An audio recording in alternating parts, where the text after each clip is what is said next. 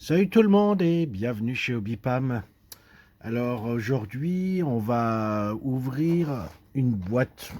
Alors j'ai pris une boîte au hasard, mais je me suis dit on va ouvrir une boîte AMT. Une voiture AMT et là ça sera la Cougar Eliminator. Donc Mercury Cougar Eliminator de 1969. Alors pour commencer, AMT, c'est une marque américaine très ancienne puisque ça remonte juste après la guerre. Donc la marque a été créée dans les années 50, fin des années 40 même. On est quasiment en 48-49. Donc c'est une marque très très ancienne et c'est une marque qui est spécialisée principalement dans les camions et les voitures. Même si ils ont aussi sorti des kits issus de séries télévisées, bien entendu, hein, les voitures de série comme Sheriff Fais-moi peur, Starsky Hutch, l'agence touriste, etc. L'homme qui valait 3 milliards. Mais aussi, c'est eux qui avaient la licence Star Wars à l'époque, dans les années 70, 80, et puis qui l'ont encore maintenant. Alors, il y a eu plusieurs dénotations. On a eu AMT, RTL, puisque RTL c'était une marque aussi. Il y a AMT, MPC, enfin, il y a plusieurs. Ça a été racheté, plus ou moins. Je sais qu'ils ont racheté des moules Matchbox pour les camions, etc. Alors, euh, les marques américaines sont assez particulières, vous le verrez, on le démontrera. Mais depuis quelques années, euh, toutes les marques, quasiment, moi je connais pas toutes les marques américaines, mais quasiment les principales marques américaines. Donc je vais parler d'AMT, MPC, on a Möbius, Polarlight, Pegasus, modèle. Ça a été repris par Round 2. Round 2, c'est une sorte de distributeur, on va dire officiel, de toutes ces marques. Ils ont repris ça depuis quelques années maintenant. Ça fait bien 15-20 ans maintenant qu'ils ont repris ça. Et du coup, d'ailleurs, ça se voit sur les boîtes. Maintenant, sur toutes les boîtes récentes, ça va être marqué Round 2. Alors attendez, je pense que c'est marqué sur l'arrière. Voilà. Ici, vous voyez marqué round2.com. Donc si vous allez si vous tapez le site AMT, vous n'aurez pas, ça sera Round 2. Hein, c'est géré par Round 2 maintenant. Voilà. Alors, ça peut être une bonne chose puisque ça permet de rassembler et puis d'avoir une politique voilà, de gestion des kits, etc. Ça, c'est pas mal. Mais personnellement, je trouve que depuis que c'est Round 2 qui a repris toutes ces marques, que ce soit AMT, MPC, etc., les prix sont montés voilà, vers la verticale, comme ça. Hein. Ils n'ont pas fait ça ou ça, ils ont fait ça. Et les prix des maquettes, c'est devenu exorbitant.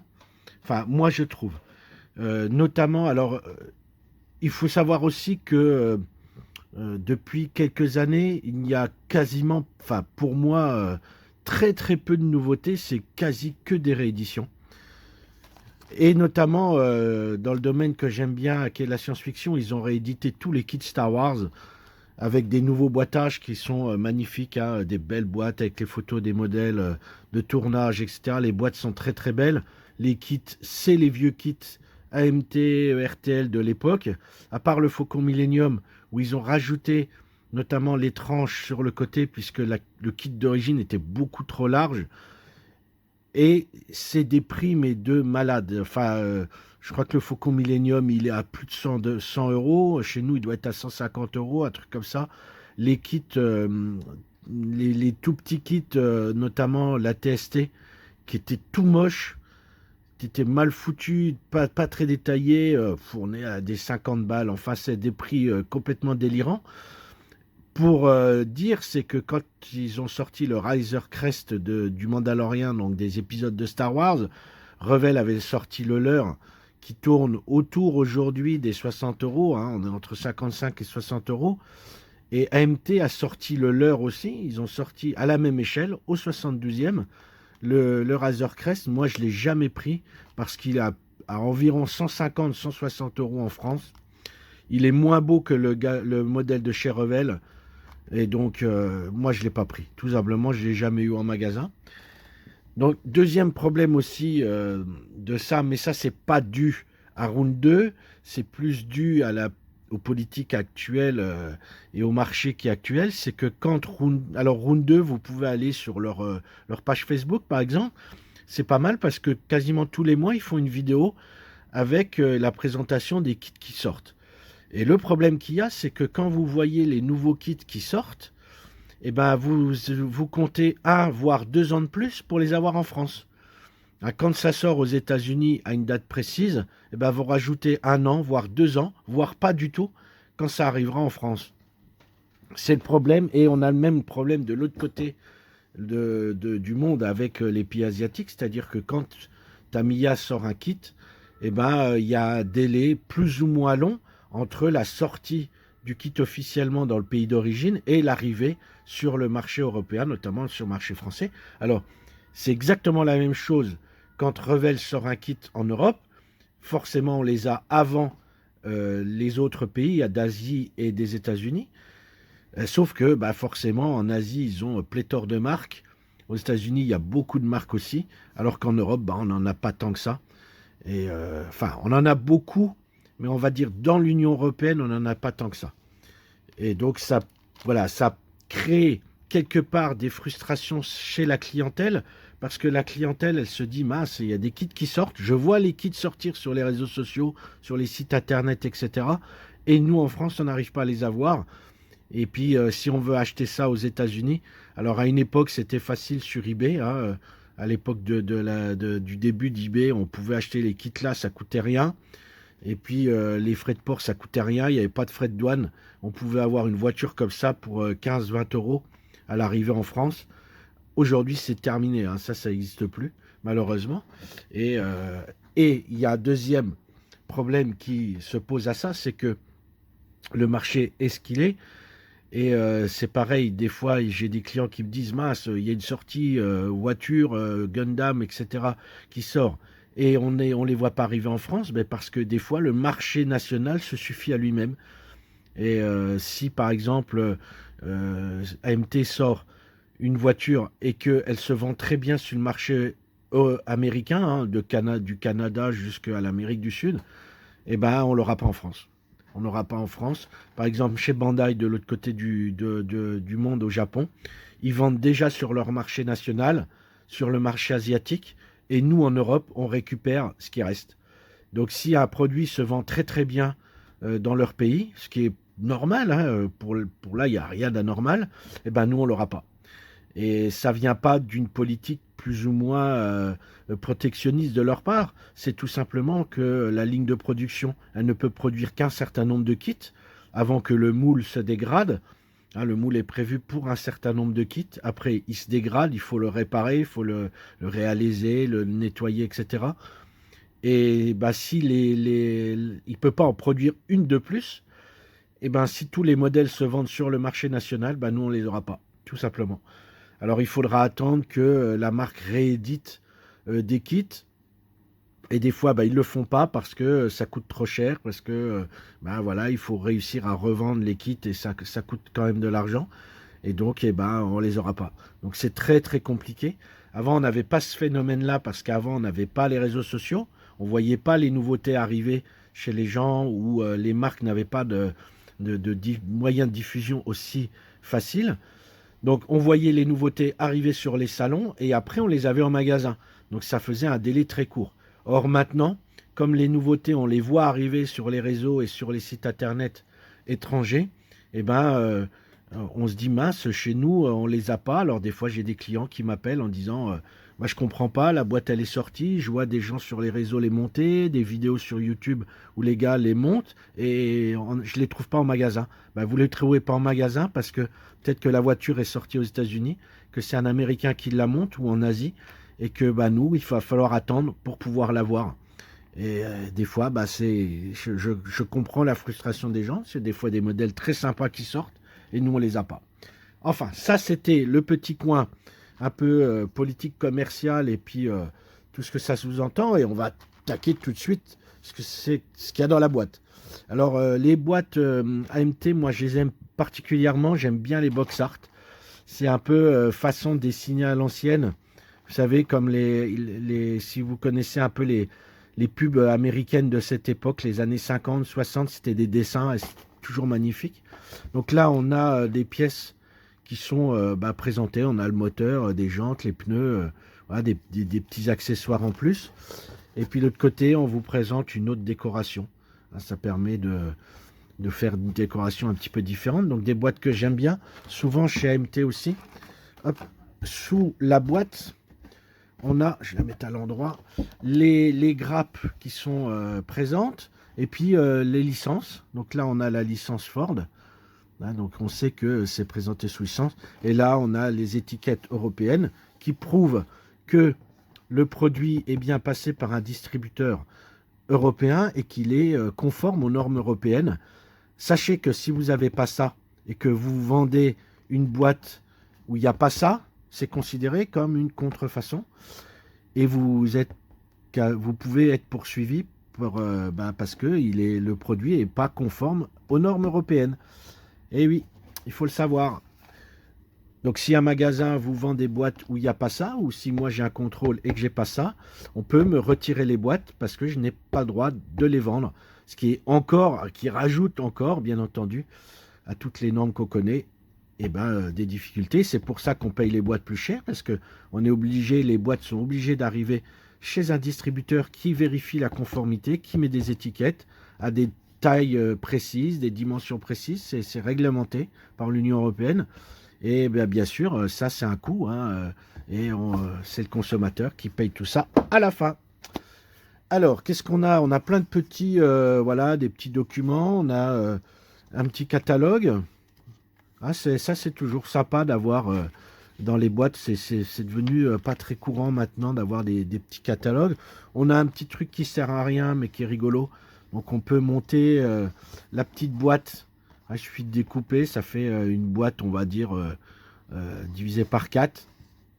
Bon, ça peut être un petit truc décoratif. On va regarder la planche de décalque qui est bien protégée. Donc on a alors plutôt fines, bien propres, bien brillantes. Les décalques généralement, ils sont pas mal, ils sont très très bien faits. Là on voit bien il est marqué Eliminator, les plaques d'immatriculation américaines bien entendu. Dans les voitures américaines, les petits compteurs, là il y en a pas mal.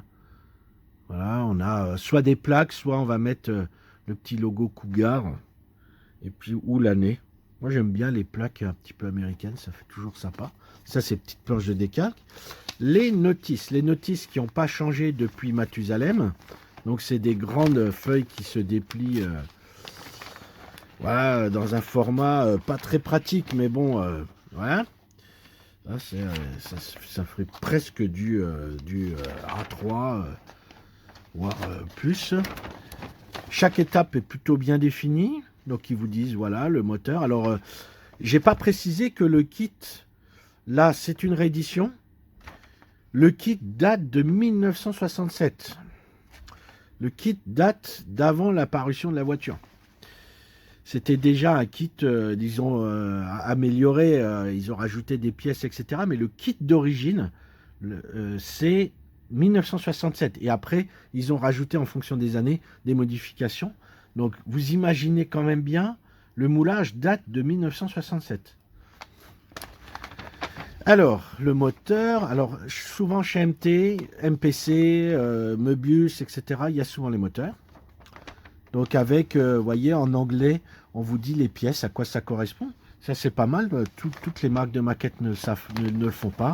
Donc là, on a la pompe à eau, on a le bain d'huile, le bloc moteur, vous voyez, les cylindres, la boîte de vitesse, la transmission. Hein, donc chaque pièce est bien définie avec son nom. Vous voyez, filtre à air, donc ils vous disent de mettre un décalque, etc. Voilà, donc le moteur, on fait après les pneus avec les jantes, le châssis, on met le moteur sur le châssis. Voilà, la transmission, toc, on voit qu'il y a une petite barre, on met une petite barre métallique. Voilà, à l'intérieur. L'intérieur de la voiture. Donc les portes ne s'ouvriront pas, hein, puisqu'on a L'intérieur qui est comme ça. Hop, et puis après, on attaque la carrosserie avec le pare-brise. On emboîte tout ça avec le tableau de bord. Et derrière, qu'est-ce qu'on a? La finalité, donc le capot moteur, les feux, tout ça, le bec arrière. Enfin, vous voyez, hein, on rajoute tout ce qu'il faut et on en fait une voiture de Mad Max. Voilà, parce qu'elle a quand même une tête d'enfer, hein, cette voiture. Hein. Elle est quand même terrible. C'était l'époque où les Américains savaient faire des belles voitures. Voilà, ça c'était la notice et on va passer aux pièces. Les petits pneus. Alors les pneus, comme vous pouvez le voir, ils sont plutôt bien sculptés. Vous voyez, ils ont le petit marquage en blanc fait. On voit Goodyear. Voilà, ils sont déjà faits avec la taille des pneus marquée. C'est très propre, ça ne dépasse pas. Il n'y a pas de bavure, rien. C'est très beau.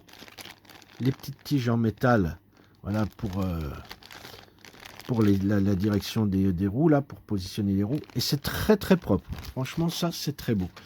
On va regarder les pièces chromées. Donc, on a les jantes, la calandre. Alors, on n'a pas le choix de la calandre. Alors, ceux qui connaissent, voilà, ceux qui connaissent pas, ceux qui connaissent savent comment ça marche. Mais derrière, là, c'est une plaque qui se lève et il y a les phares derrière. Et là, on ne peut pas la représenter avec les phares. Les plaques sont toutes moulées dans la calandre à l'avant. Donc on ne peut pas ouvrir, ou alors il va falloir couper et puis mettre des phares, mais on ne peut pas la représenter avec les phares ouverts. Hop, le filtre, etc. Alors les chromes sont ce qu'ils sont. Certains les laisseront comme ça, d'autres les trouveront peut-être trop étincelants et préféreront les décaper pour les repeindre. Pour ceux qui veulent décaper les chromes, hein, dans l'eau de Javel pendant quelques minutes et normalement tout s'en va sans difficulté. On a les rétroviseurs. Vous voyez, hop. Là, alors les grappes, on parlera peut-être après de la disposition des grappes, mais vous voyez comment c'est conçu. Ah, on est loin de Tamiya et des belles grappes bien positionnées. On voit vraiment une différence entre les méthodes de moulage américaines et asiatiques. Ça n'a rien à voir. Voilà, alors là, on a les pièces de moteur dans un rouge, pas très esthétique. On a du flash. Eh oui, hein, forcément, hein, 1967. Donc on a les pièces moteurs. Là, on a les... Donc il y a pas mal de travail, vous voyez. Hein. Là, c'est les pédales... Les pédales d'accélérateur, de frein, et vous voyez, tous les flashs, c'est noyé dans les flashs.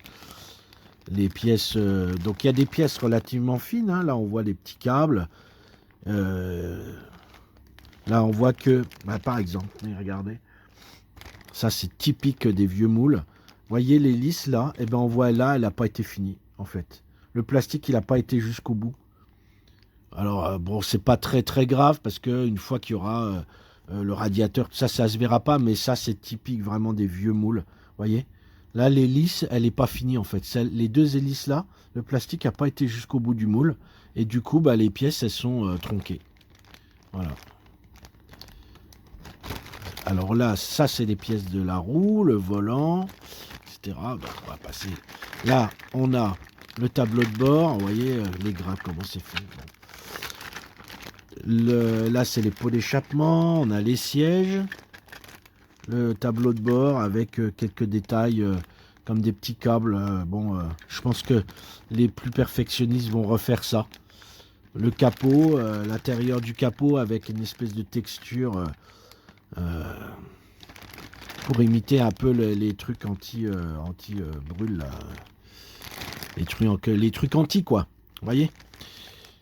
Des pastilles de démoulage, bien sûr, hyper imposantes, hyper présentes et imposantes. Pareil pour l'intérieur. Bon, la baignoire, bon, on voit, je vais essayer de vous montrer un peu. Il y a une espèce de texture sur le sol. Voilà, pareil, hein, qui fait un peu granuleuse. Pareil sur la planche arrière. Voilà. La carrosserie, qui est plutôt jolie, hein, une belle carrosserie. On voit la gravure des portes. On a la belle ligne là qui fait là, un peu la ligne de la voiture qui est bien présente, bien représentée. Donc il y a des grosses pastilles là qui protègent pour éviter justement que ça s'écrase. Les trous pour le béquet arrière, donc ça veut dire que si vous voulez pas le mettre, il va falloir combler les trous. Il aurait été peut-être préférable de ne pas mettre les trous et avoir une petite emplacement dessous qu'on puisse percer pour ceux qui voulaient mettre le béquet. C'était, je pense, plus judicieux de percer pour ceux qui veulent le mettre plutôt que d'être obligé de reboucher pour ceux qui veulent pas le mettre. Par exemple, si moi je devais la faire, je ne mettrais pas le béquet. J'aime bien la ligne de la voiture comme ça. Et j'aurais pas mis le béquet, donc si moi je dois la faire, il faut que je rebouche ça et que je ponce derrière. Voilà. Alors pareil pour le dessous, donc il y a la petite texture, vous savez, du blackson là pour protéger de l'anti-rouille, enfin pour protéger de la rouille, pardon. Ceci pour protéger de l'anti-rouille, ça sert à rien. Donc il y a une espèce de texture un peu granuleuse qui sera qui est assez grossière, mais qui fera l'effet en peinture. Voilà. Les gravures des portes sont plutôt belles. Voilà. Alors je vais vérifier un truc.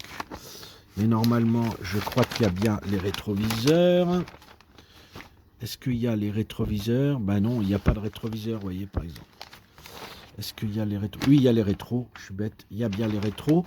Mais par contre, sur la carrosserie, vous les mettez là où vous pouvez parce qu'il n'y a pas d'emplacement défini pour mettre les rétroviseurs. Donc c'est, il va falloir positionner le rétro comme on peut. Voilà. En sachant que effectivement, et puis je vais en terminer là parce que la vidéo est un petit peu longue, que souvent c'est assez grossier. On est loin de la finesse de chez Tamiya. On peut le voir notamment au niveau des pièces moteurs. C'est quand même relativement grossier. Il n'y a pas de finesse, quoi. Et ça, c'est tous les kits américains. Prenez du MPC, du Cosmos, du Cosmos 99, du Star Wars. Il n'y a guère que Mobius, Polar Light, où c'est quand même plus fin. Pegasus aussi, c'est pas mal. Mais si vous prenez MPC, AMT, les vieux kits MTL, les vieux kits Johan qui n'existent plus, les vieux kits Matchbox de l'époque qui étaient vendus aux États-Unis, même Revel US. Donc, à un moment donné, voilà, ça demande un peu de travail. C'est pas du Tamiya. C'est pas du Tamiya. Enfin, voilà, ça, c'est chacun qui voit, qui définira. C'était la présentation de cette Cougar Eliminator de 1969 de chez MT. Vidéo que vous pourrez retrouver sur les réseaux sociaux Facebook, donc la page Hobbypam, bien sûr, le club Hobbypam, Instagram Hobbypam54, sur le site internet www.hobby-du6pam.com et puis bien sûr sur la chaîne YouTube Hobbypam, vous pourrez retrouver toutes les vidéos. Donc n'hésitez pas à liker, à vous abonner, à partager, à commenter ceux qui ont déjà fait du AMT, du MPC, ce qu'ils en pensent. N'hésitez pas à le dire en commentaire. Et puis je vous dis à bientôt pour une autre petite vidéo. Salut tout le monde!